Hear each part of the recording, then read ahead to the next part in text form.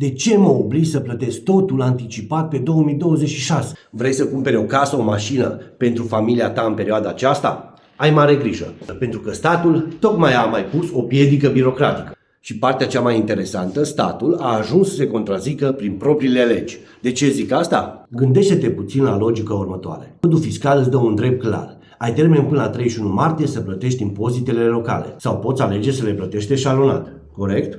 Ei bine, prin noua ordonanță din 26 februarie, dacă vrei să cumperi o casă, apartament sau mașină, ești obligat să scoți certificatul fiscal pe zero. Da, pentru tine, ca și cumpărător.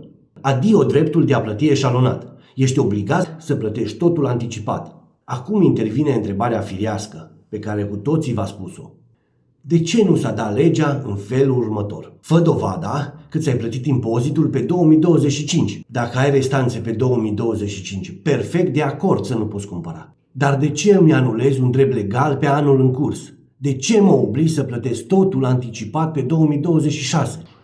Deși legea îmi dădea timp până la sfârșitul lunii martie. Practic, statul transformă procesul notarial într-un filtru de colectare a taxelor. Încet, încet vedem cum statul nu mai dă legi pentru a sprijini oamenii care muncesc.